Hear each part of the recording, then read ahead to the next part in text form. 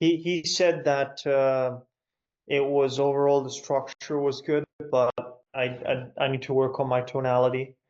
So like just in the correct timings, have like a more different types of tonality to get him to like, engage, be an active listener, Hmm. more Yeah, like things like this were missing a little bit, he said.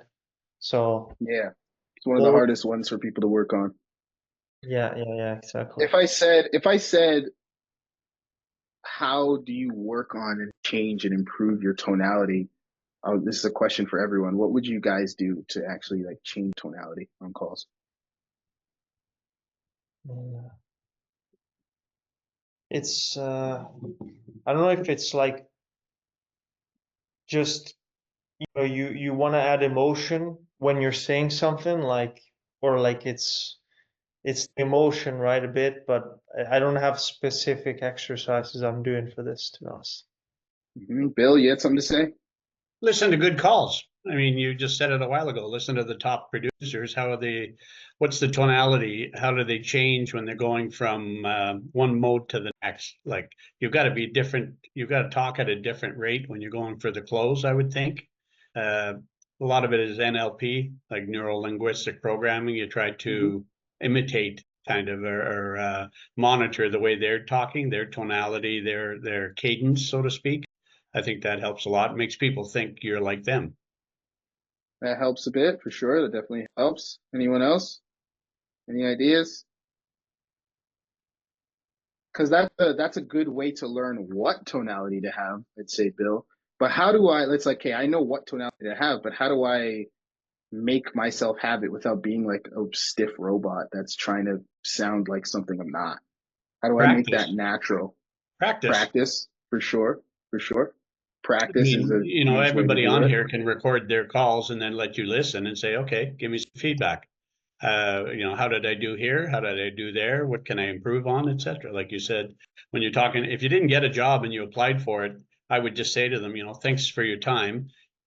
For future, can you help me out a little bit here? Would you mind telling me, where I strayed, or what I can improve 100%, on? You know, 100%, 100% correct. My, and then Lucian said, listen to yourself, 100%. Like you can brute force it.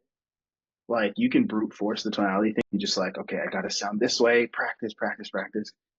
I've found personally for me and some people that I've worked with when it comes to tonality, you can change it in a much more genuine way by changing how you think about certain situations. So I always say, like, your thoughts control your feelings control your motivations control your actions, and your actions control your habits. So if I want to, obviously, different parts of the call require different tonalities, different types of conversations you're having require different tonalities. But what people do is they try to force a tonality sometimes, and unless you put in hours and hours and hours of practice, it's really, really hard for it to come out natural.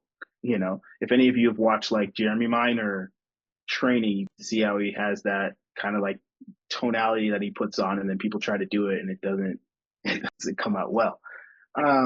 So the way I like to see it is if you can this is a very fat, like probably one of the fastest ways to change your tonality is by controlling the thoughts that you have when you're in that moment on the call. For example, when I kick off the call, and you start a sales call, a lot of people, what are they thinking about? Okay, how do I do this call to lead this person towards the sale? What do I ask? What's the next question? What's the right question? These are some of the thoughts that are flowing through the salesperson's mind a lot of times.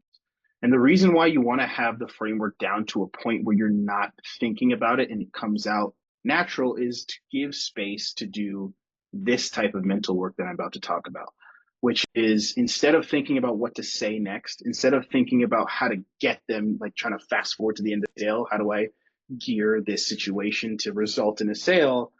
It's a lot better to think about the things that create the tonality that should happen in that moment, which are at the beginning of the call, in my opinion, is hyper curiosity.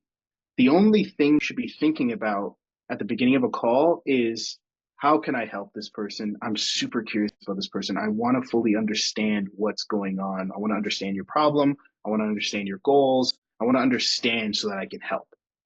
Now, that's the tonality or the energy you're supposed to be or you should be giving off. And the way to do that without saying, okay, I need to be curious about this person. I need to have a curious tone. How do I have like let's force a curious tone? It's thinking about the thoughts that create the feelings that create the action, which is literally telling yourself, this is what I do on calls, as the person speaking. Let's say I'm talking to Carlos, I'm doing a role play or a real call with Carlos, and Carlos comes to me and he says, I have this problem. The thoughts going through my head are, I wonder what he means by that. I'm really curious about X. I wonder what Carlos is this. I wonder what the problem is. I wonder how I can help. The thoughts that I'm putting in my head are thoughts of curiosity, which allows my body language, my facial expressions, my tonality, everything else flows in accordance with your thoughts, right? Everything flows in accordance with your thoughts. If you're thinking nervous thoughts, you're going to have nervous body language, nervous facial expressions, nervous everything. If you're thinking thoughts of how do I sell this person, you ever been on with a salesperson, you're like, this guy, he's saying all the stuff. He's saying the right stuff, but I can tell you're just trying to get me, you know? It's like all of the, because from your thoughts, everything else flows. So if you think, I'm just so curious about you and how can I help you? The tonality of curiosity is going to naturally come out. Same thing when I'm handling objections. What do most salespeople do? What's the right objection handle? What do I say to get them to move forward? They're thinking all of those thoughts, and then they wonder why people don't feel comfortable and safe with them. The thought process I try to keep when I'm handling objections is, man, I really wish I could help this person overcome their fear. I know that this person's going to do a great job if only they could see what I see about what we have. How can I help this person? How can I help them overcome this? Thinking thoughts of that naturally display the emotions of someone that genuinely is trying to help, someone that cares, someone that wants to help them overcome or get past this concern for the reason of seeing them win. And when they can feel that energy from you, they feel more confident and comfortable with moving forward. Same thing when I'm pitching, the thoughts in my head are, because obviously through discovery, you should be selling yourself on why they should be a good fit. And if by the time you get to the end of discovery, if you've determined that they're not a good fit, you shouldn't be pitching at all. So if you are pitching, it's because we've determined that based off of, and again, this is why you have to be very curious at the beginning, because I am curious to see if I can help and if it makes sense for you to do this. Now that I've done my curious digging, I've discovered that you are a good fit and that you should do this.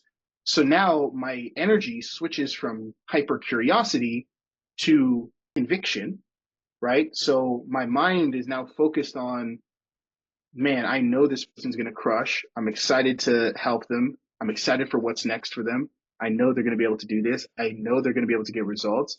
So now your pitch is full of conviction and excitement. Is that making sense? Like you can control your tonality by controlling the thoughts you have. Don't try to think about having the tonality. Think about the things that create the tonality. Does that make sense?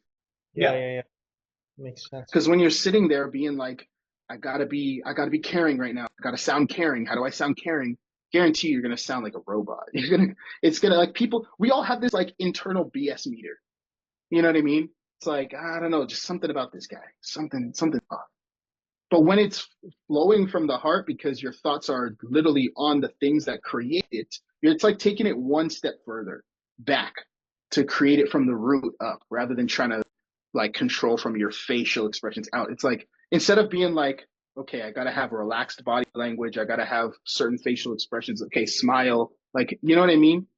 You just start with the root, and then the facial expressions, the body language, like everything else just naturally flows with it, and you don't have to overthink anything. That's what I found is the easiest way to have perfect tonality. You know what I mean? Right. Yeah. Okay. And I had another question about on the profile.